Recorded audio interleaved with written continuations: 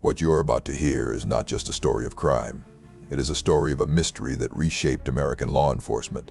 It is a case built on confessions, contradictions, and questions that still echo today. In the early 1960s, Boston, Massachusetts was a historic city facing a modern nightmare. A series of tragic events began on June 14, 1962. 55-year-old Anna Sleezers was found in her apartment. She had died under mysterious circumstances. The scene was deeply troubling to investigators. There was no sign of forced entry. This detail would become a haunting pattern. Over the next 19 months, 12 more women would lose their lives in their own homes across the Boston area. Most were older, living alone. The media quickly began connecting the dots. Headlines warned of a mad strangler loose in the city. The public gave the unknown killer a name. First, they called him the Phantom Fiend. Then, the name that would stick in history, the Boston Strangler. But here is a crucial fact from the start. That famous nickname was not entirely accurate. Not all the victims were strangled. Not all the attacks happened in Boston itself. This inconsistency is the first clue that nothing about this case would be simple.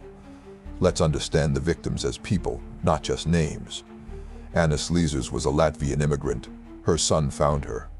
75-year-old Mary Mullen died of a heart attack during an alleged assault. 68-year-old Helen Blake was stabbed, not strangled. Each woman had a life, a story, a home that became a crime scene. The city of Boston descended into a state of fear. Women bought new locks for their doors. Many refused to answer the bell if they were alone. Police were under immense pressure. The attacks were happening in broad daylight. The killer seemed to walk in and out of apartments unseen. From a psychological perspective, this was unprecedented. Experts now recognize this as a key moment in understanding the serial offender. The killer displayed what profilers would later call a high degree of confidence and planning. Gaining entry without force suggested manipulation, a false identity, or a trustworthy facade. But who was he? At the time, investigators had no real answers. They were dealing with a new kind of predator, one the public could not see and the police could not catch. The case took a bizarre turn in desperation. Massachusetts Attorney General Edward Brooke approved a highly unusual step. He brought in a man named Peter Hurkos. Hurkos claimed to be a psychometrist. He said he could touch objects and gain visions. He handled evidence from the crime scenes. He provided a detailed description of the killer, but that description matched no one. It was a dead end. The police needed a real break, and that break would come from a completely different kind of crime, a crime that seemed on the surface totally unrelated. What happened next would give the Phantom a face, but it would not give the city peace. The Strangler's pattern was chillingly intimate. Victims were found in their own bedrooms or living rooms. Often they were posed in a specific manner. Items from their own homes, usually nylon stockings or articles of clothing, were used. There was a terrifying personal touch to the violence. Media coverage exploded. Every newspaper and local news broadcast led with the story. This created a feedback loop of panic. It also created a problem for investigators. How much should they reveal to the public? How much should they hold back to catch the killer? This debate changed how police handled media in major cases. Then, on October 27, 1964, a young woman in Cambridge reported a terrifying assault. A man had knocked on her door. He claimed to be a detective. He said he needed to check her apartment. Once inside, he bound her, assaulted her, and then he apologized. He said, "I'm sorry," and left. This was different from the stranger murders. The victim survived, and she gave a detailed description to a police sketch artist. That sketch was circulated, and it led detectives to a man already in their files, a man named Albert DeSalvo. DeSalvo was not a stranger to police. He had a history, but it was for different crimes. He was known as the Green Man for a series of sexual assaults. He wore green work clothes during those attacks. Before that, he was called the Measuring Man. He would pose as a modeling scout, convince women to let him take their measurements, and then assault them. Albert DeSalvo was arrested. His photograph was published, and then something significant happened. Several women came forward. They identified DeSalvo as the man who had assaulted them in similar Green Man attacks. The police now had him for a series of sexual offenses and burglaries. But the Boston Strangler case remained officially unsolved. Then, while in custody at the Bridgewater State Hospital, DeSalvo began talking to a fellow inmate. He told this inmate a shocking story. He claimed he was the Boston Strangler. He confessed to all 13 murders. He provided details, gruesome, specific details about the crime scenes. This confession changed everything, and nothing. Police now had a suspect who knew things only the killer could know. But there were major problems. DeSalvo's confession was messy. He got some details wrong.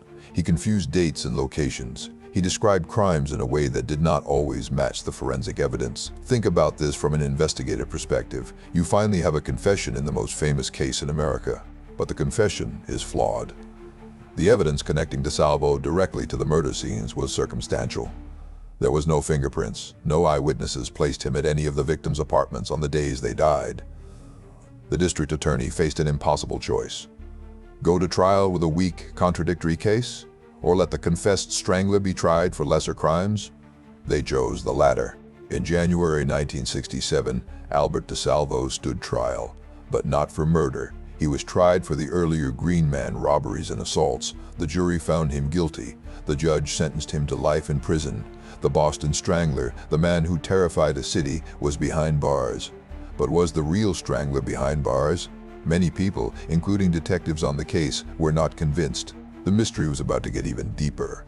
Albert DeSalvo was sent to Walpole State Prison, but the story of the Boston Strangler was far from over. In fact, the controversy was just beginning. From a psychological perspective, DeSalvo was a fascinating study.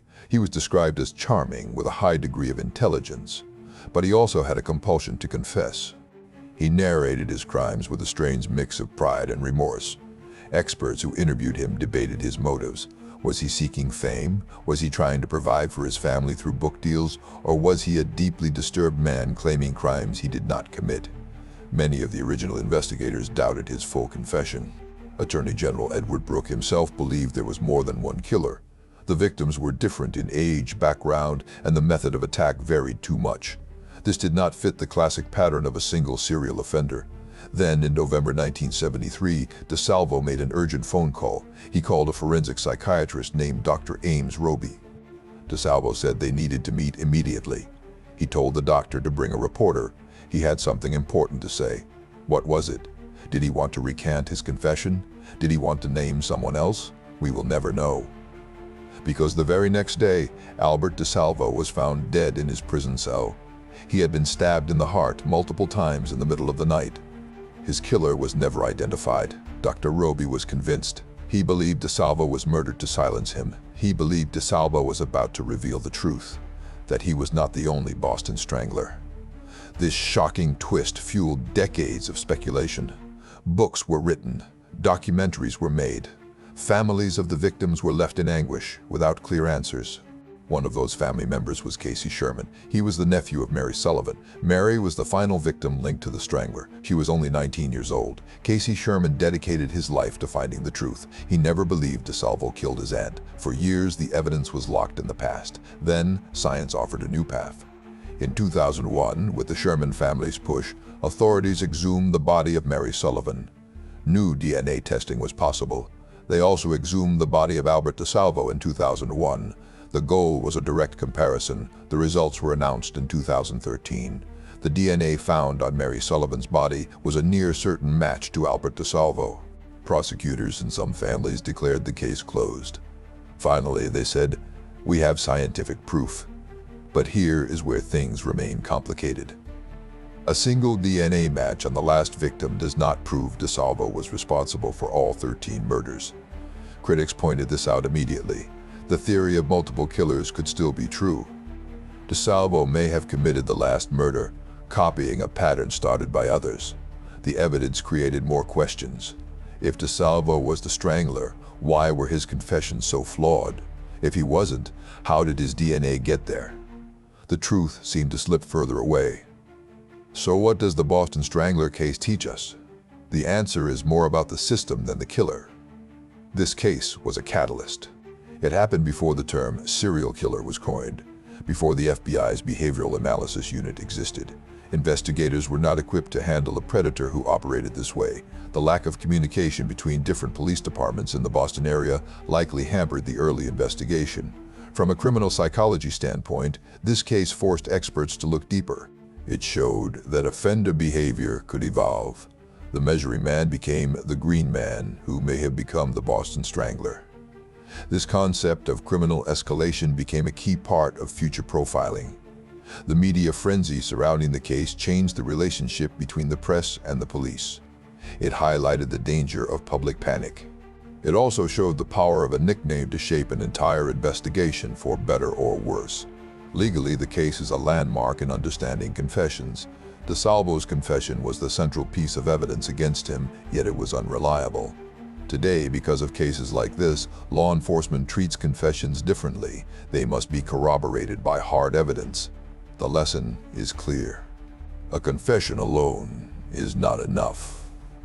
The DNA evidence from 2013 provides a partial answer, but not a full stop. For many researchers, the case remains open. The possibility of multiple offenders is still a valid theory discussed in criminology classes today. The legacy of the Boston Strangler is one of enduring mystery. It is a story about the limits of investigation in a pre-digital age. It is a story about how fear can grip an entire city. And it is a story about the human need for answers, even when those answers are incomplete.